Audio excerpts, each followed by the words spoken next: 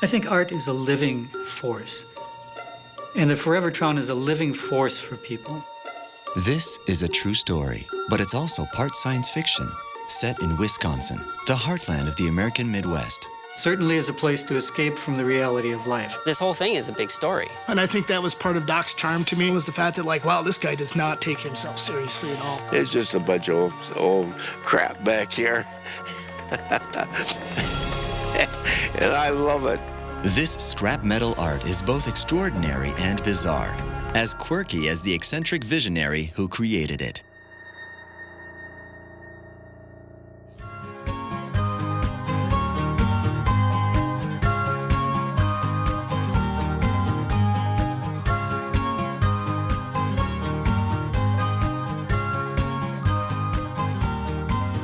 Madison has 5 lakes, at least in the greater Madison area, so the lakes are a real draw.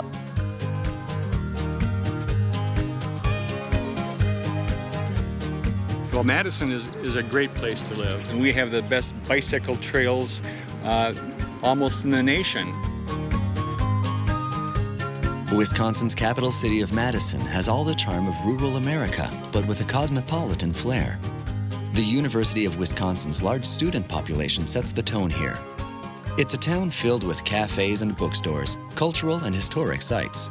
With nearly 250 parks and waterways, Madison deserves its reputation as one of the greenest cities in the United States. So the city has a pretty good reputation, I think, for quality of life. It's got some big city advantages. We have a lot of theater and music, that sort of thing, but it's also small enough that you don't get traffic jams often. You come to Madison and you see things that maybe you wouldn't see anyplace else. One of these unique sights is found here in the nearby town of Baraboo.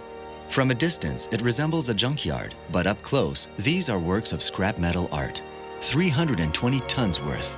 Most of its material comes from industrial demolition sites. Taken together, they are meant to be a time travel machine. The eccentric commander of this unusual enterprise is Tom Every, who goes by the name of Dr. Evermore. Anybody who goes there for the first time, it's like a door swings open and this big sculpture's in front of you and you're like, wow.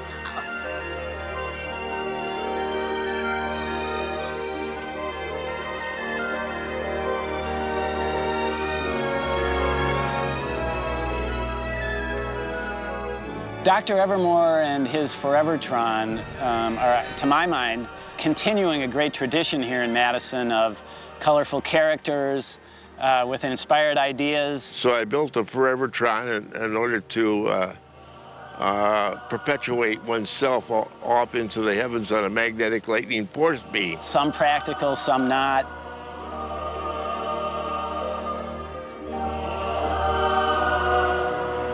Well, and a large part of who Doc is and his history is his industrial background. I mean, he was a salvage guy for years and years and years, and in taking things apart, you learn how things go together, you know? And he's a mechanical genius. The man knows how things work. And if anything, it's because of his collection of parts. You're around that many parts to that many things, and all of a sudden you just have this in-depth understanding of how the world works, kind of from a nuts and bolts, literally kind of a perspective. Tom takes seemingly unrelated objects from different times, different periods in history, different uses, and puts them together in a new form so that the objects don't speak for themselves anymore, but are united with other objects to a new purpose. Sometimes the purpose is very fictional, sometimes the alleged function is fictional, but they all do conspire to make a work of art that is united. It was an amazing opportunity. I mean, I never in my wildest dreams did I think I'd get to build a 40-foot tall UFO or 5 50-foot long kimono dragons that suck sand and spit music, or work with a guy like Doc. He's just an amazing individual. The best way to find out about Tom is to look at his work. I think it can be said that the entire Forevertron and the work surrounding it is a rebellion against authority. A rebellion either in his own mind or against real authority. To me, this is like chaos. He created the chaos, and he's trying to see what you can do with that. How long can you hold on to it? I'm really curious.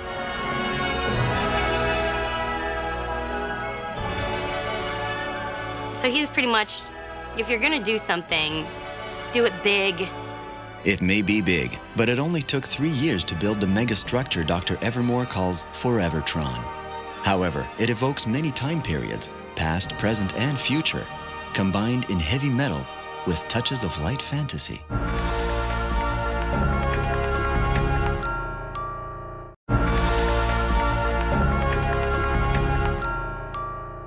What's amazing about Forevertron is that these massive sculptures are made from industrial materials that normally end up in scrapyards. But this is more than art. It's historic technology.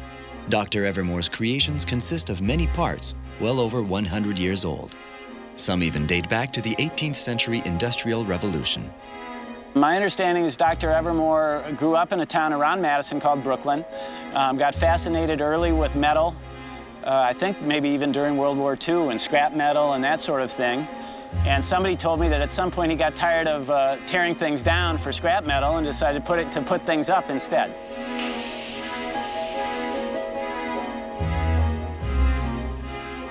He builds sculptures on a large scale, larger than life sculptures, and that has to do with his salvage background. All of the materials that he collected were enormous. I'm a hoarder, yeah. I have been a pack rat from the word go, and I am today. And I'm an industrial wrecker. You do know that. Dr. Evermore was in industrial wrecking when he was 15 years old. And I have a beautiful article where they made him retire in business at 70 because he collected too much in a little town of 100 people. I made a lot of money, okay? Before he becomes Dr. Evermore, he's just Tom Every, owner of an industrial salvage and wrecking business. Born in 1938 into a family of modest means, he later becomes a successful businessman and meets a woman known as Lady Eleanor. Dr. Evermore, when we first met, asked me out 4 times. I rejected all 4. The 5th one, he says, if you don't go, I'm not going to ask you again. So I went. They marry a year later, and Lady Eleanor becomes a partner in her husband's eccentric projects. Although Tom Every is making lots of money demolishing old buildings and factories, the destruction has a downside. When he tore down all those factories, I don't know if he was disgusted by the way you can take something that's so incredible, like a factory, where thousands of men have put in thousands of hours to build something up. And then here he comes with his crew, and he just blasts it apart. In a month, it's gone.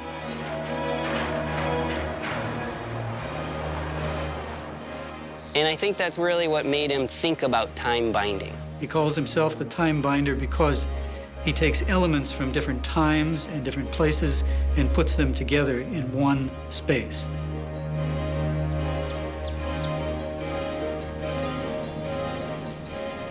It's a kind of a special logic that Tom creates by not only putting pieces together, but putting ideas together.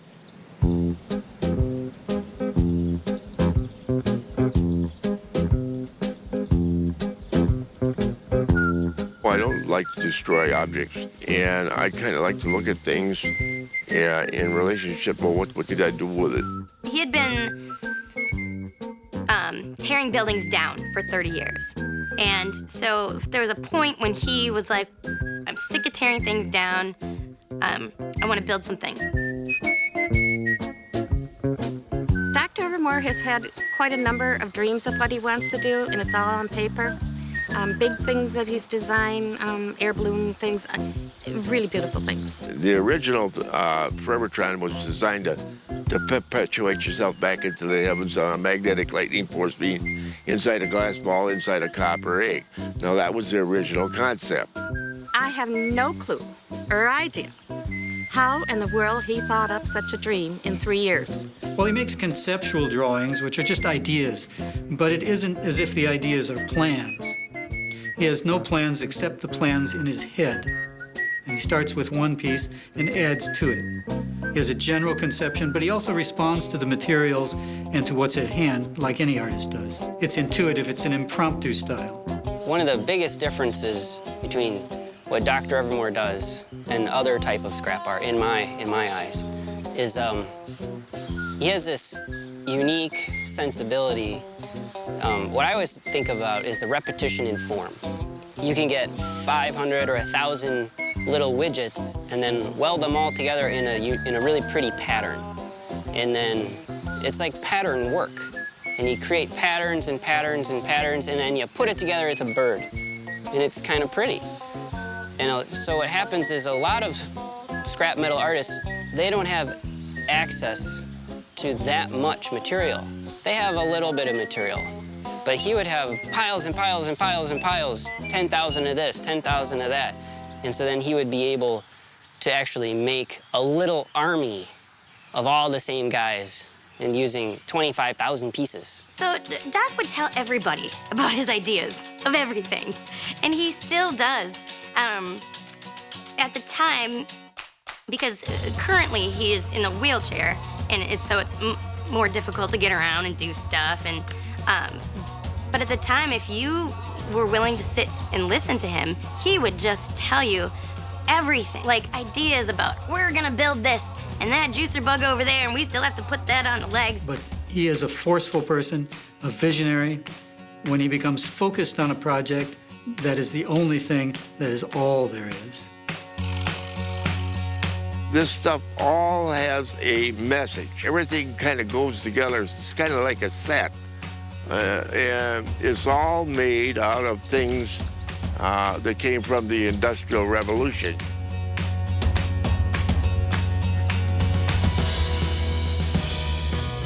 So the Forevertron contains a number of references to the Industrial Revolution or to the technology about the turn of the 20th century. And it was important to him to save that history, and he did that through his work. I mean, each one of his pieces, you know, maybe it's a fantastical bird or some kind of harmonic humdinger or whatever kind of goofy name he comes up with for it, but there's also a history with it, and he'll tell you what those pieces were and what they did and why they're so important and why they were saved from the great scrap heap, as he called it. Then one day a donation arrives. NASA delivers 3 long trailers filled with debris from their Apollo missions. It's like a gift from the heavens, and it launches Every's personal space adventure, Forevertron. I believe that when the trailers came in, there's magic in those trailers. And the Apollo piece is magic. And the door at the road that's on called the Moon Maiden art piece is one of the doors from Apollo mission. Can you imagine that something as beautiful as this would be sent to a scrapyard? And when we saw it and finally had it here, it takes your breath away to the field and know that you have it. I don't know what they do in NASA to get rid of their things, but they need to start to consider working with people, artists, and them who can really make something exceptional out of it. The Forevertron is on 3 trailers and one going this way. They're from NASA, and it took them only 3 years to put this all together. Dr. Evermore did 95% of the work himself, maybe even more. The only time that he ever got anybody to come help him was when it was a 2-man job.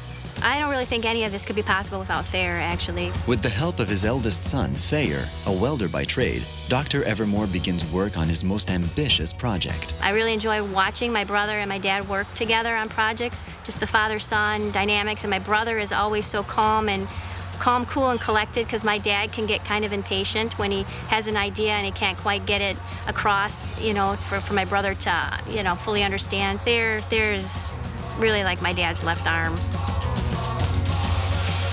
Dr. Evermore's other collaborators share his passion for the work, and they've been willing to tolerate his mood swings, demands for perfection, and the constant pressure. One of the things that you could see is he loved to watch people's eyes as they saw what he'd welded onto that sculpture. I wasn't thinking about, well, my gosh, it's going to be this way, I'm going to think this way and that way, and it's going to be inspirational to somebody or other, they love it. I'm interested in just getting the dang job done. Tom Every's interest in scrap metal sculpture begins long before his work on Forevertron. It takes shape in the backyard of an old mansion destined for the wrecking ball. Instead of demolishing the house, Every buys it and moves in with his wife and children. During that time, in his backyard, he started to put things together. The Epicurean is one of the examples from that period. This is my backyard barbecuer that was supposed to be this. Mine was this big, and Dr. Evermore asked me, would you like something bigger? This is what I have. You know, our house was always a very unique place. When people would come over, they'd feel like it was a museum because it's just oddity stuff. And he was always creating stuff from the materials from tearing down something like a church. We'd have a big table that was made out of stained glass window that he, would create. We even had a gazebo in our front yard that he had taken the top of a church, a steeple, and placed it in our front yard, dug a moat around it, had bridges. It was really a lot of fun. So he always made things entertaining. It was a great childhood, no complaints. Having mastered artistic techniques, Every collaborates with the legendary architect Alex Jordan. Every creates much of the installation art for the famous House on the Rock resort and spa. The main work that Alex and Tom were involved in is called the Organ Building. It's a huge building in which artifacts such as the steam-powered water pump from Madison and very many other objects are. When Tom salvaged breweries, he took the huge vats, the huge copper vats, and incorporated them into the room. It's a mechanical fantasy on an industrial scale.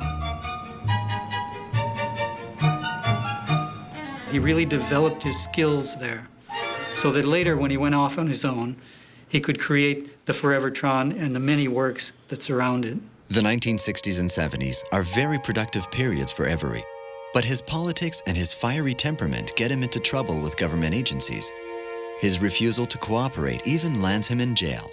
I think Tom may be indeed an anarchist, a sort of benign anarchist. He's not going to go out and he's not going to be burning any buildings. He's not going to be leading any grand protests, but he is going to stand in a stalwart fashion against anybody who tries to tell him what to do, especially if they're a bureaucrat or are connected with any governmental agency. The decade preceding the construction of Forevertron is especially stormy. Every refuses to pay his taxes. The bank forecloses on his property in 1983 and he loses his home. The story of the family's problems makes headlines. Well, the choices that he made, of course, affected us and everything. So, the choices that he made financially, business-wise and stuff, and not paying taxes in a timely manner with the house that we grew up in obviously caused a lot of trauma for my mother when we lost it and for us as kids, Tom spirals into a deep depression, but he eventually finds a way to cope with his loss. The Forevertron was built out of despair. Doc was really depressed, and I think he was just getting out of jail and thought the world was just a terrible place because it didn't understand what he was trying to do. And paperwork and litigiousness and laws and lawyers, and why can't, you see something outside of the importance, that some people put importance on litigiousness and some people put importance on the spirit of something. I think it taught us all resiliency and how you can really come back and my dad built stuff, from nothing, so to speak, with scraps and so forth. It's kind of like, we were homeless. We grew up in a mansion. That was a privilege. It was considered a mansion. Then we were homeless, and then we start over. So I think it teaches you a lot. I think it was a period of sadness, a period of what appeared to be bad luck. But I think he rose from that sort of like a phoenix out of those ashes. That's when he started changing into this kind of unique character. And I remember one time at my grandma's house, I think it was, I don't know if it's Thanksgiving or Christmas, he actually dressed like in an outfit that was almost like a preacher, and he had an unusual hat and little spectacles, and he carried around a Bible, and he was totally in character, and it was funny. And so, Tom Every emerges from his despair as Dr. Evermore, a persona bent on building a time machine. One day, he claims it will transport him into another spatial dimension. Well, Dr. Evermore is a mythical construct of Tom's mind, coming from that story that he made up about his ancestors in the Midlands of England. Well, he's a mad scientist. He's a friend of Nikola Tesla. Don't you know that? About the man who wanted to transport himself to the celestial spheres to escape from the realities of life. I just thought, wow, Dad, that's that's crazy. What are you doing, you know? Dr. Evermore isn't just a figment of his childhood hero Nikola Tesla. He believes he's equal parts of Thomas Edison, Alexander Graham Bell, and the 17th century rogue pirate Henry Every. And by building it, it was like therapy, because, well, you can't be thinking of how, you know, all these things that happen to you when you have a big machine, like forklift and the welder, and things are happening, and you're building things, and so now you've refocused your ideas, your energy onto something that can be important and exciting to you, that isn't just, you know, getting in trouble all the time. He has always battled with the dragons that were mostly within him, but he has mostly defeated them. When the world's going to heck, put the mask down and weld, come what may.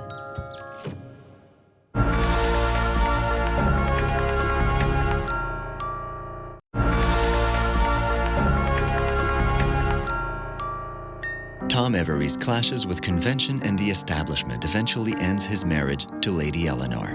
His transformation into the eccentric Dr. Evermore is the final straw. But in spite of the divorce, they remain friends. And when he develops serious health issues in 1994, it's Lady Eleanor who comes to his aid. I don't regret marrying Tom. We both had areas that helped each other. And we've had a tremendous amount of laughing, and we still have a tremendous amount of laughing. I think the relationship, even though it admittedly has been rocky, I think has an underlying solid basis in which they are common defenders of each other, in that Eleanor makes possible and has made possible in the past Tom's work. And Tom has always been supportive of her efforts. Some of his most touching work is dedicated to Eleanor. It's the rib cage, it's the backbone of the project. It was meant for me. So I feel more part of the Forevertron than I ever had before. Despite its bizarre appearance, the structure Dr. Evermore calls Forevertron has been meticulously assembled with a single purpose: time travel. The control room houses the motorized brain of his machine. The anti-gravity unit is a repurposed X-ray machine. Dr. Evermore claims it's a shrinking machine capable of miniaturizing his body for his big voyage. Each component is supposed to help propel him from Earth into the next dimension, with a little something extra for well-wishers. The gazebo's for Queen Victoria to sit in to watch his ship go to heaven. And I asked for a chair to sit on in the gazebo. What he did is he built me a big heart-shaped chair that bends back into a bed. It's always like that. They have a third of something more than what I asked for. And the telescopes for the doubting Toms that believe it won't make it. When Dr. Evermore leaves the planet for this next dimension, the people who don't believe that he's going to make it can watch. From up here, you know, we get a really good look at those force field laser love beams.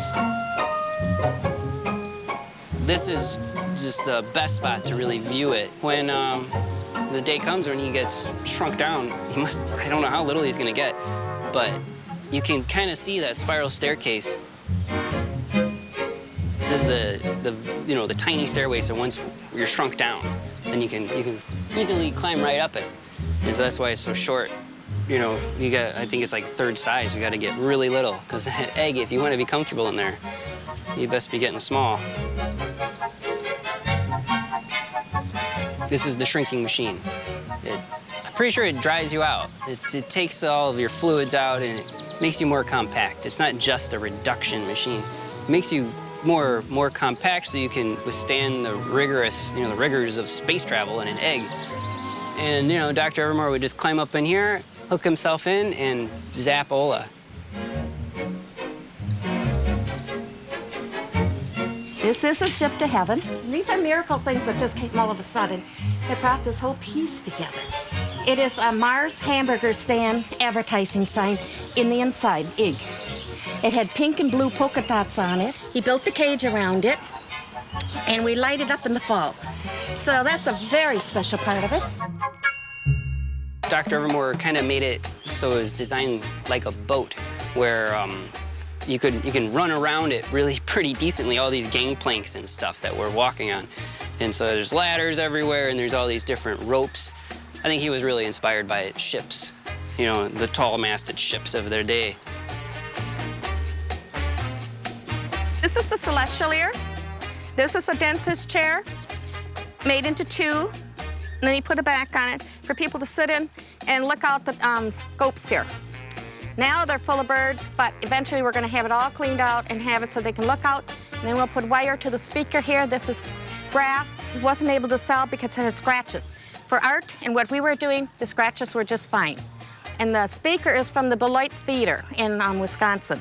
And why I say the names, because he really searches for pieces that have a name on it. This is what he collects, is names. This work in progress may look threatening, but it's another bit of whimsy. And these are going to be rigged with candy. It's going to shoot candy at people. And it moves. These here are genuine cannonballs that he's put on here. And that's the fire extinguisher. And you got the other parts coming down here. You see the frill? He loves frill. Even as rough as what a cannon would be, this is where the frill is. It's really pretty. Puts that on just about everything. These are the things that were donated to Dr. Evermore when the Forevertron started. These were. So he's tried to use in just about everything. Everything here has a purpose. There's even a tireless staff that's on duty 24/7. This place is fortified with little machines that fix it all the time, so that if we ever have anything that breaks down, there's plenty of little wrench ants and other little mechanical creatures that do, you know, make sure everything's working fine, top notch. These bugs, they maintain the Forevertron.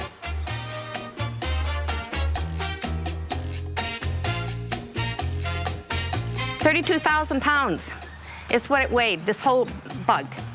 But that's just part of its pounds, because we don't have the legs on here. We need to get the legs on. This is his legs. This is the juicer bug's legs. This is the toes for it. These three here, the toe, and this is part of the ankle. This is the toenails, those three, and then this comes back to the ankle. He's big.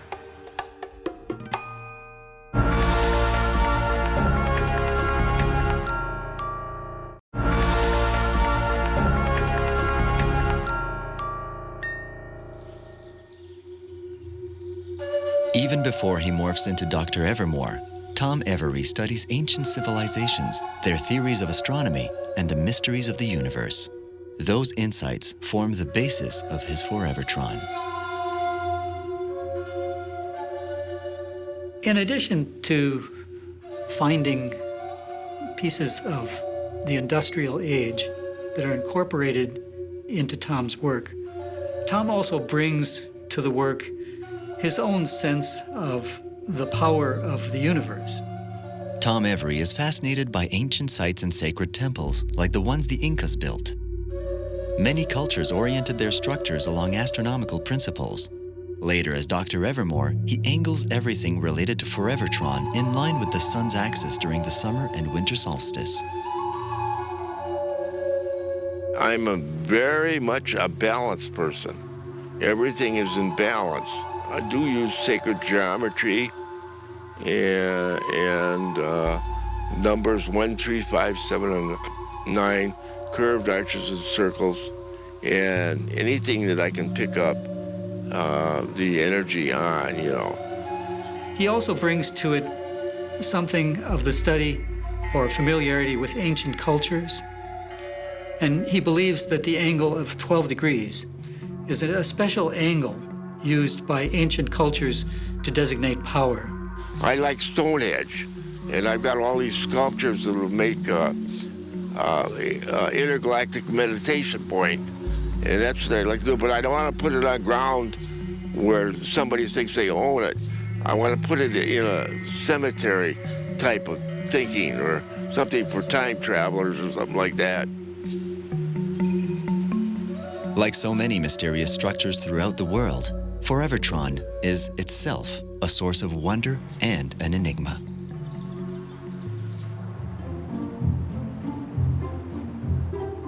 Dr. Evermore's extraordinary creations aren't the only must-see attractions in and around Madison, Wisconsin.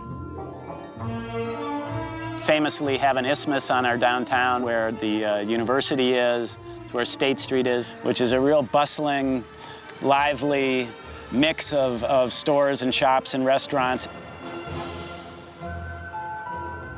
Terrific coffee shops, fresh baked everything, organic food everywhere. And we have a farmer's market, which I think is probably among a handful of the best ones in the country.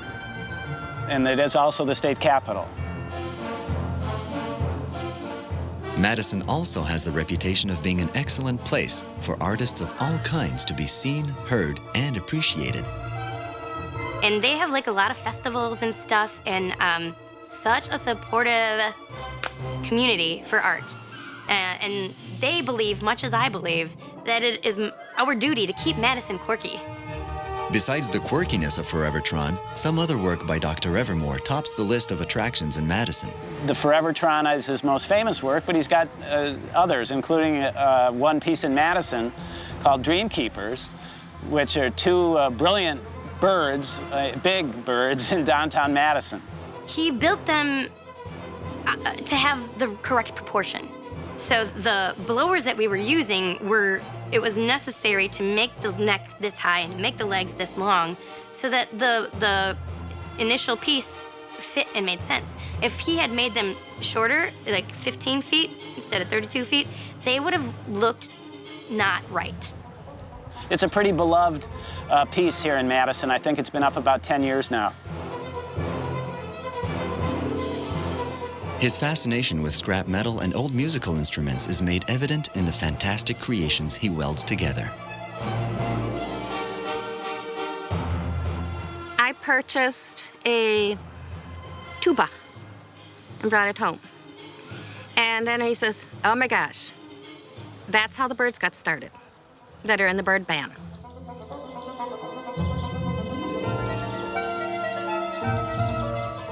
We don't know why we really did so many, but we stayed with the theme of the birds, the instruments.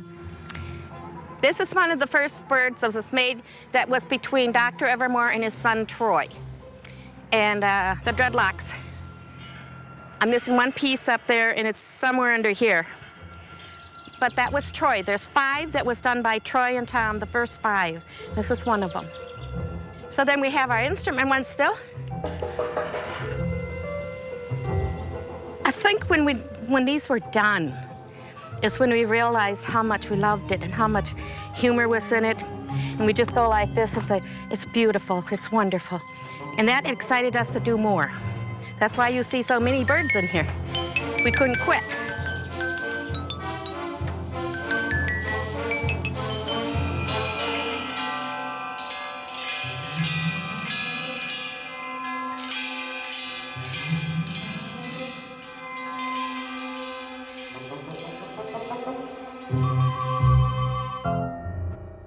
Dr. Evermore's time machine is just one of many incredible pieces visitors can see on his property. Besides his birds, Dr. Evermore's imagination conceived another animal that's found an outdoor home in his metal menagerie.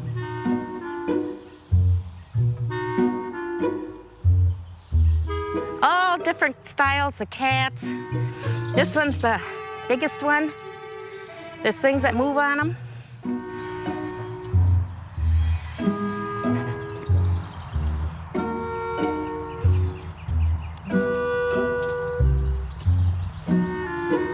This guy has an enormous tail. Most of the cats do, but this is the tail here. It goes all the way up to there. This piece was made upside down. He did the inside of the top here while it was on its back, and then positioned it into place. We're gonna go to the famous spider. It's an apple, they call it apple digger. And they get to walk up into it.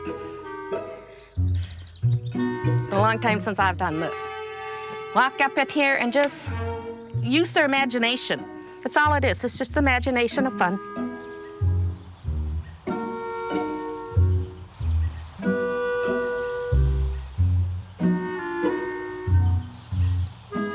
The couple's youngest son, Troy, has inherited his father's talent. Metal sculptures that he created as a child are on display, and they're a big hit with young visitors. This is Troy Oswald's area. Started when he was 9 years old. I can't move you. Separate ya. These are Troy's. He designed these when he was 16 years old. It's all done by Troy. His father did the welding, but everything in here is strictly his.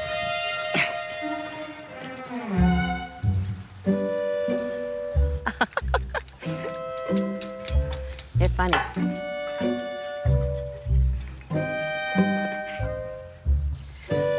He was 13 when he did these. This is the baseball players. You got your bench riders, your outfielders, slider, pretty much both teams. Mustache. That's his mustache.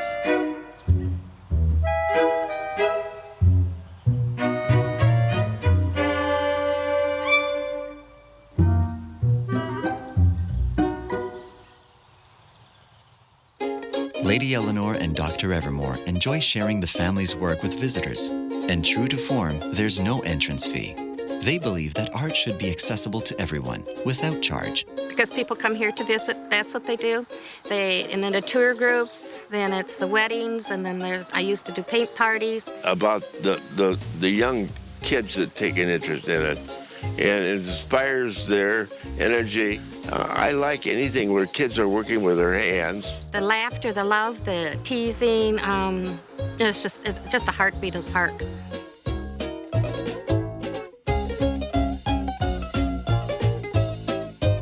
You know, the inner child in you, obviously the inner child in Dr. Evermore really came out. Sometimes we try to decipher, like for instance that bird, decipher where he got the parts, like the brass trumpet maybe, those are horns, and then there's scissors that he took apart, and the dragons are old gas tanks that have been cut at different sizes to make different sounds. It looks like it took him a long time, and it looks like he spent a lot of time on it. That's cool. I like how it's like a bunch of little pieces, and then it's something huge.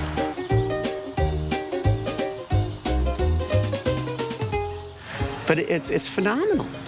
It is just phenomenal.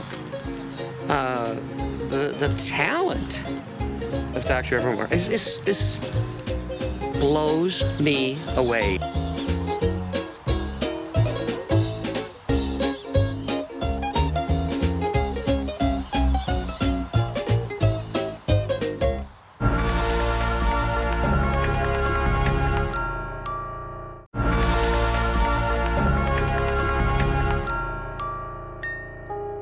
Dr. Evermore has built a machine that he believes will one day transport him through time and space. But it didn't shield him from the debilitating illness that sidelined him. Now that he's wheelchair-bound, he has to slow down, but he won't give up. Unfortunately, Doc had a stroke and his hips went bad, and things just kind of generally went from bad to worse for him on a health level. And he wasn't really able to do that big stuff anymore. And he never really finished the key pieces. They're still here in segments.